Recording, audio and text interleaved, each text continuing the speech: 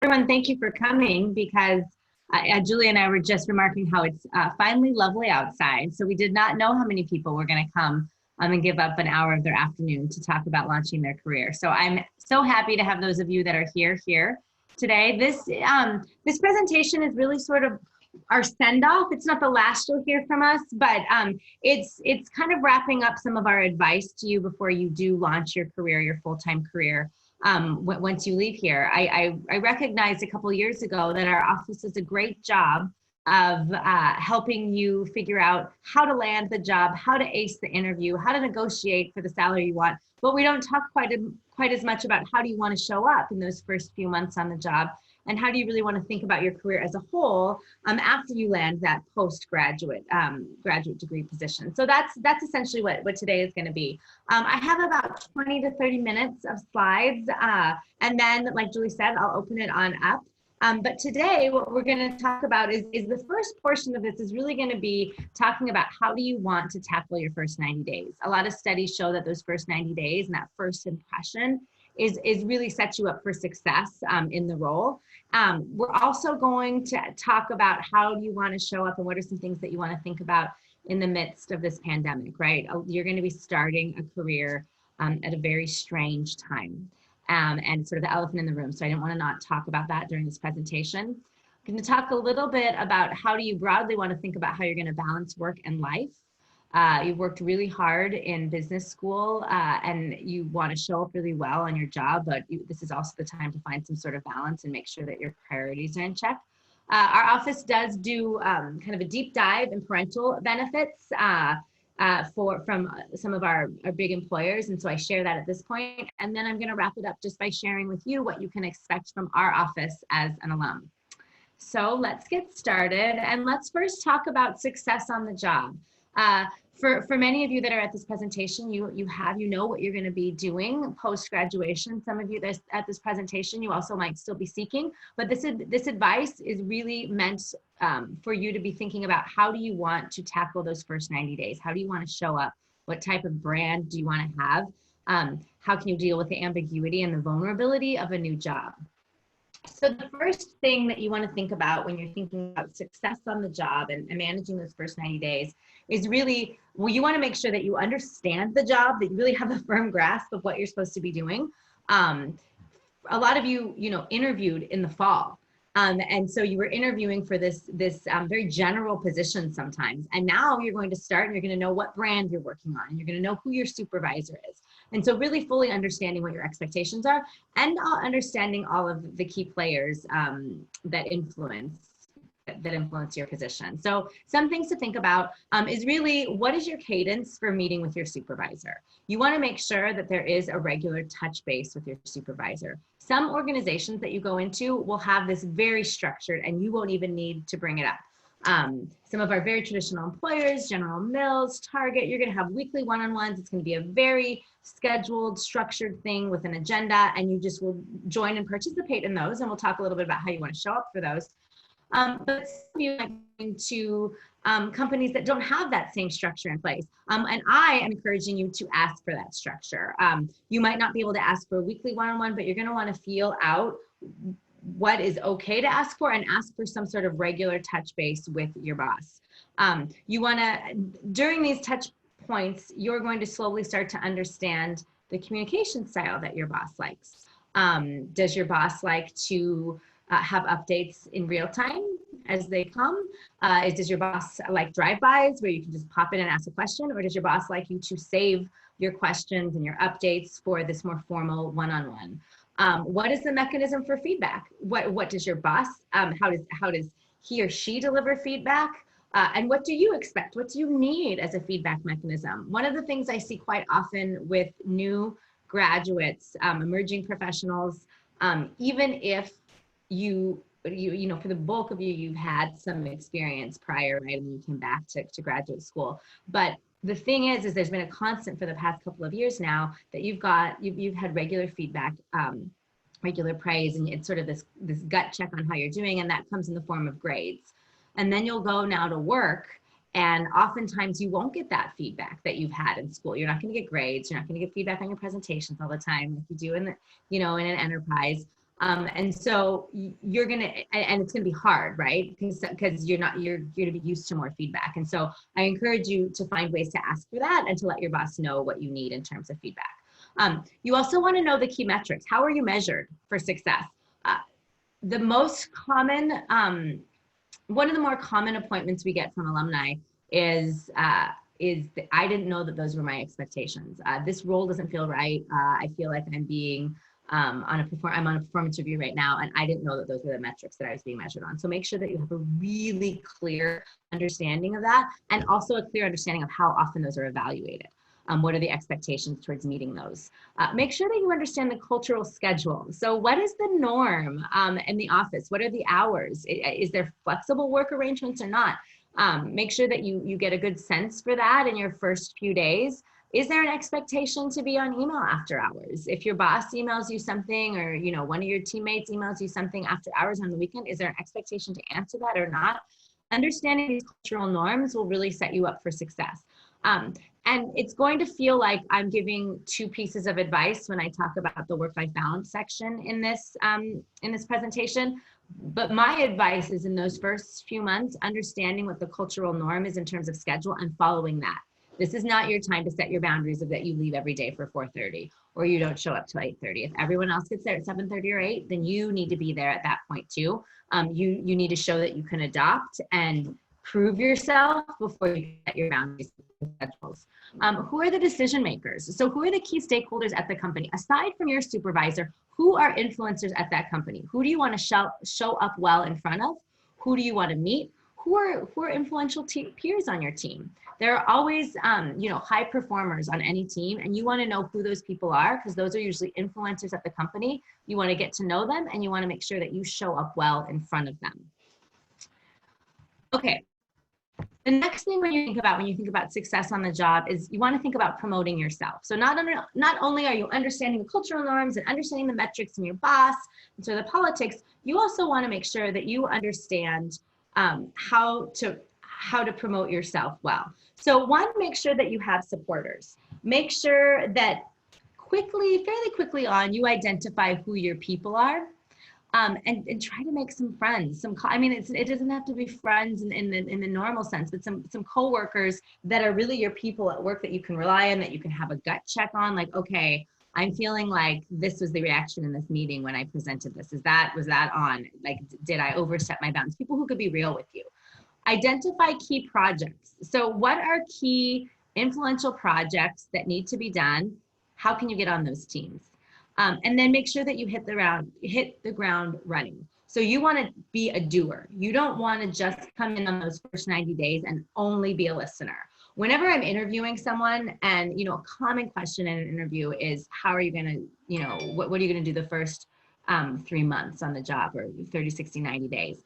And when I hear people say, I'm just going to do a lot of listening, it always sets off red flags. I'm not saying you shouldn't be a listener, but you're not listening that whole time. You really need to show that you can step in and get something done, particularly if this is not the place where you also interned, right? Particularly if this is your very first impression, that this is the company's first impression of you. There's a nuance to this too, though. You also want to make sure that as you hit the ground running and you're a doer, that you're not stepping on toes. So that's where understanding who kind of your people are, who really have a good sense of the company and can kind of pull you along and show you the ropes. It's really important to find those people. Also, make sure people know what your interests are. Make sure that that's part of your brand pretty early on. There was a student that we worked with closely who was at General Mills, and her passion was organic food.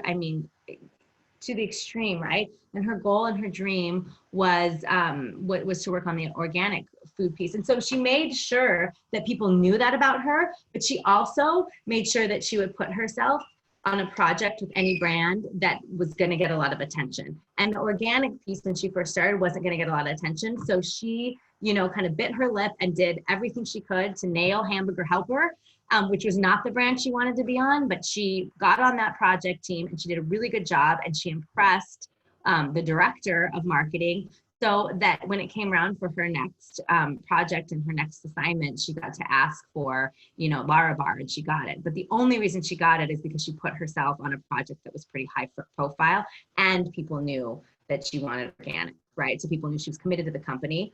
So she was willing to do the extra work for a project she was maybe not excited for. So then they wanted to put her into something she was interested in. Okay. Next thing, another piece that I'm going to go back here real quick. Another piece to think about too is it kind of along those hamburger helper lines too. Sometimes it's important to also be willing to go on sort of the less desired projects because sometimes you can make more of a name for yourself. On some of the really high profile projects, there's lots of other graduate students that are clamoring to get on those projects, and so lots of experts in the room. And so sometimes if you go on maybe a less desired project, but it's needed, you can really make a name for yourself that way because there's a little bit less competition. Okay, so success, another piece of success on the job is identifying what you need to learn. What do you need to know just to get the job? What are the basics? What are the basics to get the job done successfully? Make sure you know the technology and the tools, and make sure that you get this information right away. In fact, I have seen students do a great job of emailing the recruiter, their hiring manager, whoever their point of contact is at the company, and saying, what are the main tools that you think that I will need to be successful? And then sometimes they teach themselves beforehand. I've had students that know that their Excel skills are not up to par on what's probably going to be needed. And so they work on that their first month of the summer before they start their job, so they can hit the ground running. Nobody else is going to teach this to you. So any technology or tools, even if they're company proprietary tools, it's up to you to learn them. Someone's going to show you your login, and maybe you'll set through a training session or two. And now it's up to you to become an expert on them fast. It's not anybody else's job. Make sure that you understand the politics. So make sure you really understand who you need to get in front of for a project or an idea buy-in. Who are those influencers, like I mentioned before. And make sure that you really understand the communication style of the company. Some companies are extremely collaborative. And so all decisions are made in unison, and everyone has a voice, and others are extremely decisive, and you need to make a quick decision fast. And you need to make sure that you understand that communication style before you step on toes or ruffle any feathers, because you're going to need to adapt. I've heard a lot of times students that go in with a really decisive type of communication style, a really abrupt and blunt communication style, and it's more of a you get to know each other first type of culture before you start pitching ideas. And if you don't adopt to that, people aren't going to even hear your idea. Your idea will be moot because they're not even listening to that at that point. And then the last thing, and I touched on this a bit when you're understanding cultural and hours, is that you need to think about working hard now. You need to know when to stay late. You need to know who's going to notice that you stayed late, who's going to notice that you came early. You need to know who should be aware of your work. Who do you copy on work and when? Who do you connect with and when, and know how to utilize your time. You're going to have a lot coming at you, particularly probably as you onboard right now, when a lot of companies are dealing and shifting dramatically on what they normally do. So you'll have a lot coming at you, and you're going to need to know how to prioritize. What are the things that you need to get done first? And it might not be the thing you want to get done first, but now is your time to work hard. Those first 90 days are the time to show up, to be the last one in the office, to be the first one there, to be the one who's willing to chip in on the projects that maybe nobody wants to do, and to be excellent while you do it. Now, you're also entering the job force, and the first 90 days, we're still going to be dealing with COVID, 100%. It might not be in complete lockdown. It might not be all virtual like we are now, and it might. But at any rate, we're going to be dealing with this for a while, and the economy is going to be dealing with it for a while. So how do you need to adapt? Well, one, when it comes to connecting virtually, there's some best practices. Our advice is to always opt for the video. particularly when you're new, like turn on the video, do not opt for silencing or muting your camera. Do not opt for a phone call, opt for the video so people can get to know your face. You would have been in the office, right? And people would have gotten to know you and your facial expressions and your humor and just connected with you through looking at you. So make sure that you're utilizing that video. Make sure that your home office space, if you're connecting virtually, is professional. It reflects your brand. So when you're a student, it's completely fine to have your bed in the background or, to have rumpled sheets. So we're fine with that. But if this is now you're working from an office space, it needs to look professional. So make sure that you set up in a way that can. And make sure that you say yes to virtual events that are planned by the team. A lot of the companies right now are trying to plan team building and well-being virtual events. Make sure that you say yes to these because this is your way to connect with people when you can't in person. And again, it's a way to potentially find those allies. Make sure that you communicate very regularly with your boss and peers and make sure that you're okay asking for prioritization help. But you have to do it in a way that's not too needy. So you need to understand that right now supervisors are completely overwhelmed. And they are not only going to be onboarding you, but they're going to completely be figuring out how to work differently, how to sell different products, how to shift marketing plans. They're shifting everything. So you want to make sure that you utilize your one-on-one times with them really wisely and you ask for help, but you also don't appear too needy. So that leads to my next piece of advice is on the one-on-ones. I think it's helpful to take the lead. After the first one, sort of see how your boss handles it. But in this case, as you're onboarding, make it as easy as possible for your boss. So take the lead. Like, if it's okay with you, I'll work on an agenda. I just want to make this as easy as possible for you. And if you want me to add or delete certain agenda items, that's fine. But going forward, I'll just take the lead on this agenda and bring my questions to you. How does that sound as a way to spend our time? That's going to make your supervisor's job much, much easier. And then also reach out to people via Zoom chats. You can't do a drive-by anymore. So people who you feel like you should know, and your supervisor will be a good person in letting you know who are the people that I should connect with. Just schedule a time to Zoom chat them and get to know them. And then throughout the day, Google Hangouts, Zoom chat, and Skype, corporate Skype, whatever your new place of work uses, make sure that you utilize that because it's just a way of connecting. Make sure that you're also taking care of yourself. So setting a daily schedule and routine is really important. I know all of you are dealing with virtual classes right now and virtual enterprises and project work. It is not the same as virtual 8 to 5 every day. You just need to set a schedule and take care of yourself because it's different and can be draining staring at a computer in this manner all day. Also, again, this sounds counter to what I was saying before. Work hard now, nail these 90 days, but you really do need to go also a little bit easy on yourself. Be gentle with yourself through this. We are going through a health crisis that the world has never seen.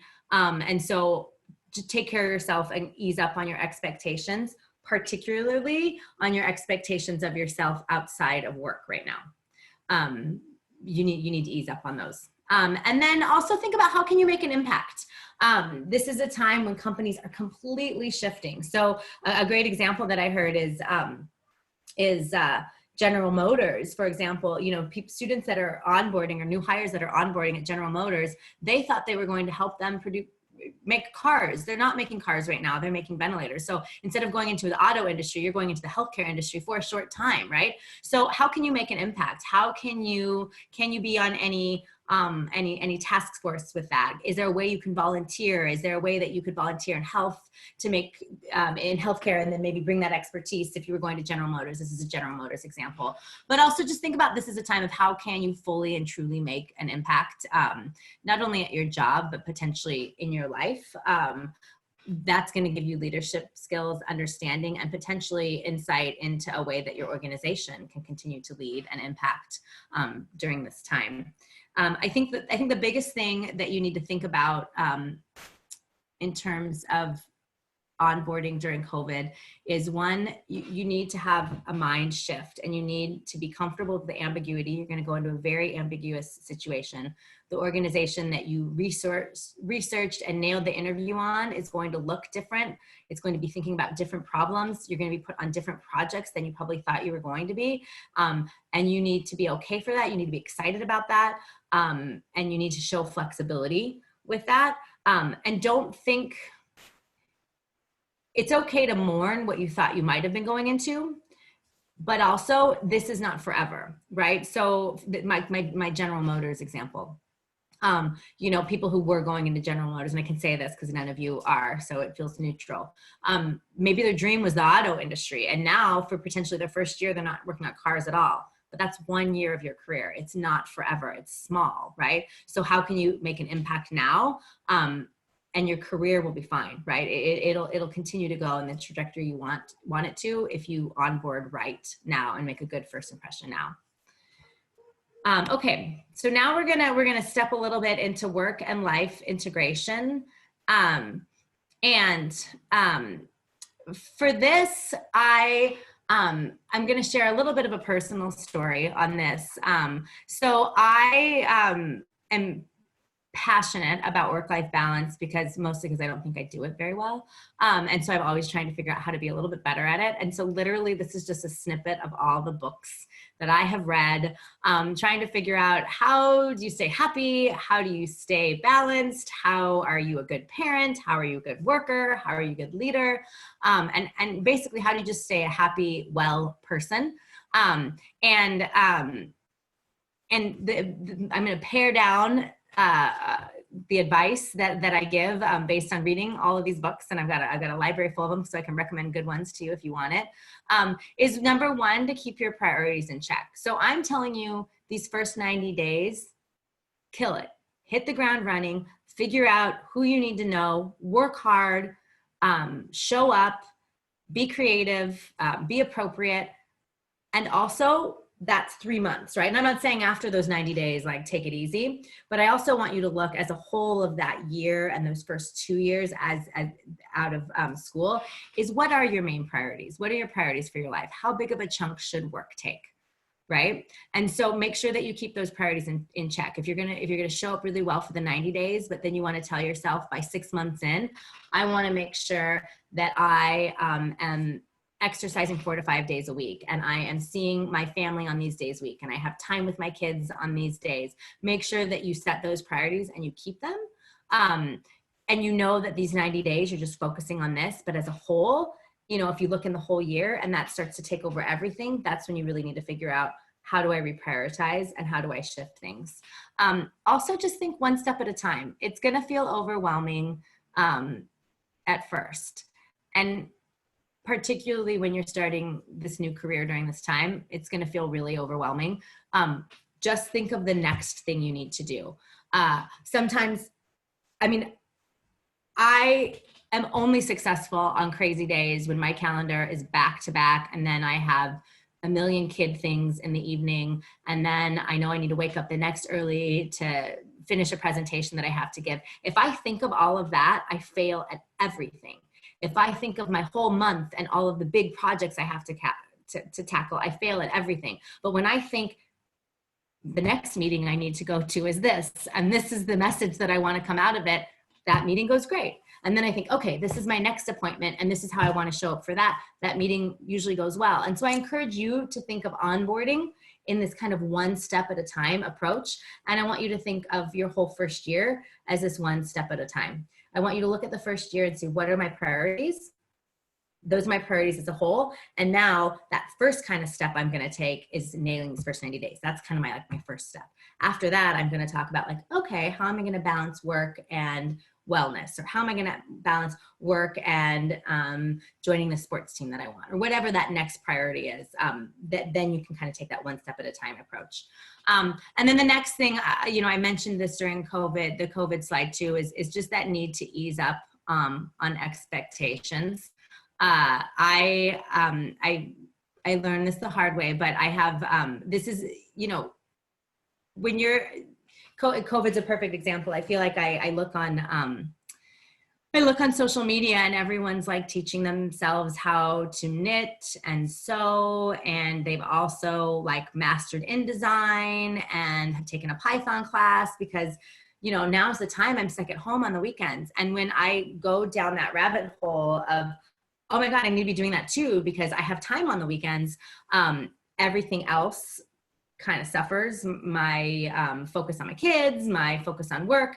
And so just ease up on your expectations. You do not have to tackle a new skill while you're onboarding or in your first year of an MBA. You don't have to tackle anything new outside of just nailing that job. You don't have to be perfect at everything. Right now, your focus, like I said, is going to be on this job. And then as a whole, it's going to be on like what your priorities are, but it's not the time to like, to expect too much of yourself. I've talked to students that in that first year expect to, okay, within my first year, I want to get on this high profile project. I'd like to get a promotion in 18 months. I'm buying a house. I'm having a wedding. And I also am doing an Ironman. That's what I'm going to do in my first year. And they're usually frazzled 6 months in because that's just too much to put on your plate in 1 year. I think there's this, this like, okay, I'm finished with B school. So now I'm going to tackle the world. Just take one step at a time and ease up on yourself, particularly during this season. Okay, this next section, we're jumping here is the parental benefits piece. So I share this with you now because I think it's good for all of you to be aware of what parental benefits are across industries. Some of you might not have even dug into this as you were looking at your offer. Not all of you might even be thinking about parental benefits right now or that next stage, but I know that often when you're graduating B school, that kind of might be a next step down the road.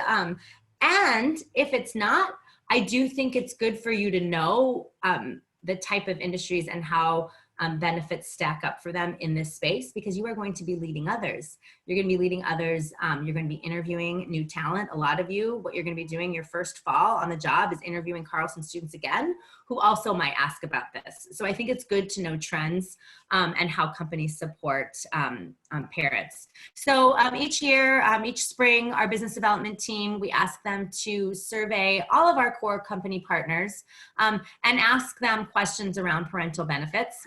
This actually came from students asking us to start doing this. I was like, well, this is a great idea. Of course we should do this. And so this is a sampling of the companies that participated that we got the information from. And as you can see, they span a lot of industries, which we like. And here's an overview of what we found out. The first column, the birth parents column, shows the number of 100% paid days off.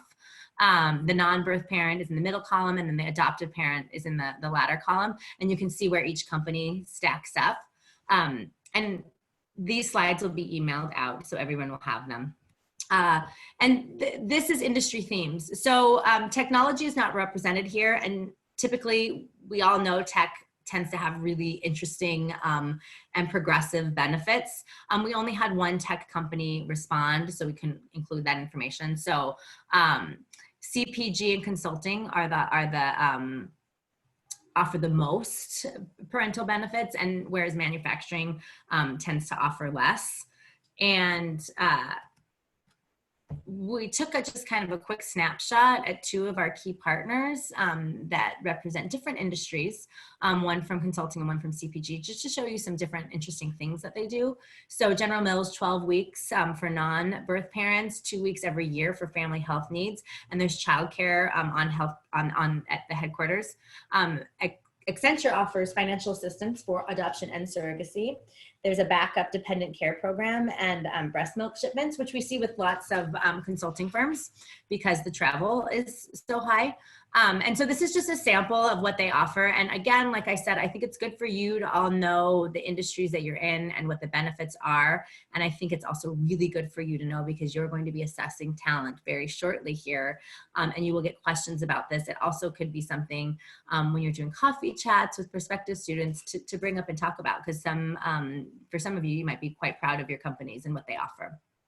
And here's just a sampling of some broader parent and family benefits that we saw in the survey. So really interesting pieces, even elder care services, which are really really interesting, particularly when you think of what we're thinking about right now, what we're going through right now. Okay, my final piece that I want to share with all of you is around alumni support. So I don't know if most of you know that the Graduate Business Career Center offers 100% support for lifetime. So what that means is you can come back in 3 months. You can say, Maggie, I did a terrible job in my first 90 days and I need some help. Can you help me sort of get back on track or reassess? And you can have an appointment 3 months from now. You can have an appointment 3 years from now. You can have an appointment 10 years from now. Currently, right now, I am working with 3 alum. One is from 4 years ago, one is from 2 years ago, and one is from 5 years ago. And just working with them, one of them's on a job search, another one's negotiating for a job raise, and the other one just wants some advice on what she might want to do when things settle down with COVID, because she's feeling like she might want to take kind of a career turn. So we offer lifetime assistance, and I think it's really good for you to know that we're not going away and we're here. Last year we had 198 of our appointments were with alumni. And on average, our alumni probably have about 3 appointments with us, but again, you can have as many as you want. We also do support and plan a series called The Way We Work, which I think some of you have been to, but is on workplace trends. And it's one of the ways we support alumni. It's a great engagement opportunity, and it's usually a really interesting speaker. And oftentimes there's a book included. So I encourage you to check that out. And I just encourage you to not be a stranger. We're here. You always have the Carlson Network, and we can help you tap into that when you're ready for your next career jump. And my last slide is just to leave you with a piece of advice is what this graduate degree does for you is it gives you options and it gives you choice. A small percentage of people have a graduate business degree. And this offers you choice. This offers you choice to create the life that you want. You know, right now, you're going to hit the ground running, and you know we're in sort of a world crisis, so you're going to work really hard and you're going to nail your first 90 days. But after you've been successful in your career for a few years, you can create more boundaries. You can create more options for yourself. You can ask for work from home benefits. You can ask for more flexibility to volunteer with at your kid's classroom. You can ask for these things. This degree gives you choice, and I just encourage people to utilize that choice because you are privileged in that you have this. And I'd never want anyone who leaves from Carlson with his graduate degree to feel stuck in their career, because you 100% are. So if you ever start to feel stuck, please come see us and we will help you figure out how to utilize that choice. That is all I have. Julie, do we have any questions? We don't have any in the chat function right now, but I am going through and giving everyone the ability to unmute themselves. So if anyone would like to ask a question, feel free to unmute yourself and ask Maggie.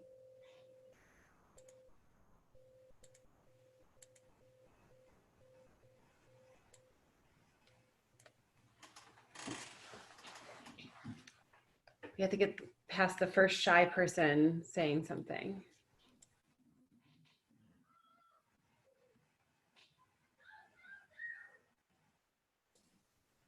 Everyone maybe wants to get outside. I know, you did just such a good job explaining everything. Right, that was it. No question. So thorough. Yes. All right, well, I think that's probably it. One sec, Jules. I do recommend to everyone, and I reference this a lot, but the book, The First 90 Days, is an awesome book that I recommend each of you read. I would say check it out in the GBCC, but you can't do that right now. But I recommend everyone take a listen and read it. It's an awesome book for thinking about how do you want to show up on those first 90 days. Some of my slides were just snippets from that. So take the time to read that, and it'll help you frame how you want to think about stepping into your new role. Great. So it looks like Yali has a question. Yeah, I have a quick question because I missed the fourth slide. I just wondering why the first 90 days is extremely important. So why 90 days? Yeah. Yeah, I mean, it feels a little bit arbitrary, right? But there's studies that show that like you can actually kind of by those first 90 days, impressions are made. And there is an expectation that you not only have done a great job of listening and figuring out the culture, but you also are starting to make a name for yourself and tackle some projects.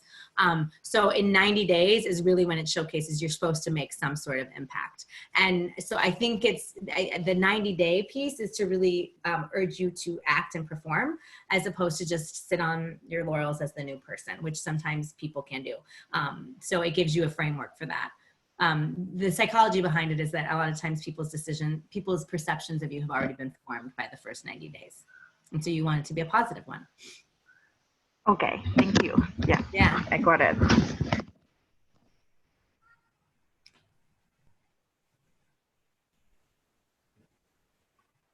All right, I think that's it for questions. Thank you, Maggie. Yeah, thanks, Julie. Thanks for sharing your sunny afternoon with me, guys. Bye, everybody.